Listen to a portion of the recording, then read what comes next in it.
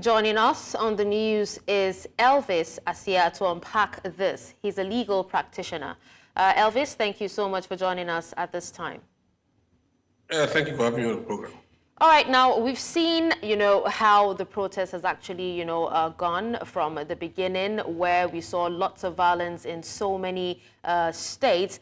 Now, looking at it legally, how do you think that the legal system would address and rectify any instances, especially that of excessive force or violations of rights by security forces during the protests?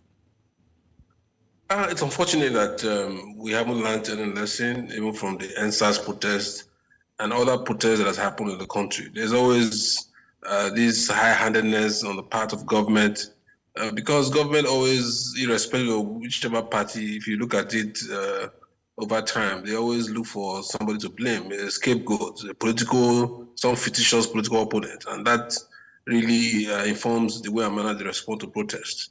And if you see, just before this protest, there were a lot of threats from different quarters.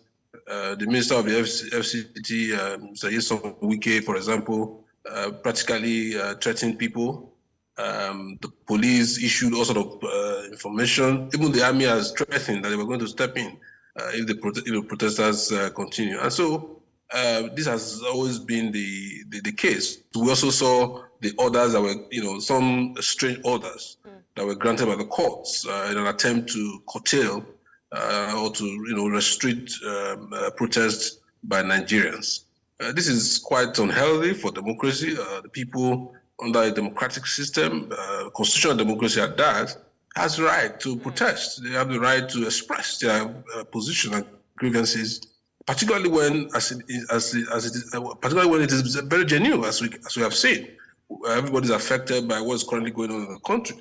And so it is really not good enough to see the security agencies using tear gas, using live bullets in places like the FCT, where there was really no violence. People were protesting peacefully in the FCT. And so all of those actions that were meant to prevent them in a bid to enforce a judgment against not against protesters, because, the protesters were not listed in the judgment. The law is very clear. A judgment that is not, if I'm a party to any case, whatever decision that comes out of that case is not binding on me.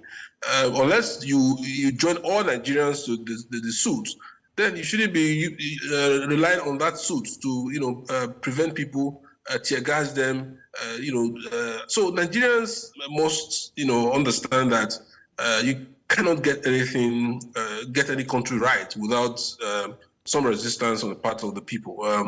Right. I mean, the resistance, yes. All right, Elvis. So can you tell us what are the legal implications, of the president's acknowledgement in his address today of the loss of lives and also the damage during the protests? Are there any grounds for legal action related to these incidents?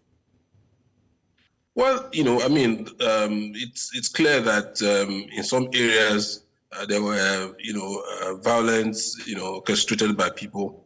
So the law gives the security agencies the power to go after those who are committing crimes under the guise of protest. It shouldn't be a label on protest to say that all protesters must be jailed, arrest people anyhow you feel. In the case of Kano, for example, where places were being looted, the NCC office was being looted, there were people, there are video evidence of all of this. So you can go after people like that who were committing crimes, and then, investigate, and of course, if possible, charge those people. That's fine. I mean, the right to protest is not a license to violence. It's not a license to distort other people's means of livelihood and steal their goods, like we saw in isolated places in Kano. So the government, the security agencies have the right to take appropriate steps against those people. And then in cases where the police, using unreasonable force to disperse peaceful protesters, and we have seen some cases where some people have died as a result, those people should be able to bring action against the government. I mean, for wrongful death. I think that's one thing that most Nigerians don't seem to appreciate. you actually have the right to sue the government, the security agencies, if somebody loses his life in circumstances, in an unprovoked manner. I read of a story of somebody who was just passing by and a straight bullet from security agencies hit the person and the person was dead. So, people like that should be able to bring an action against the government. And I think that the Nigerians must begin to explore options like this in order to put in check the excesses of the political class who has weaponized, politicized our security agencies. All right. Well, thank you so much, Elvis, for taking time to speak to us on this evening on the news. Thank you.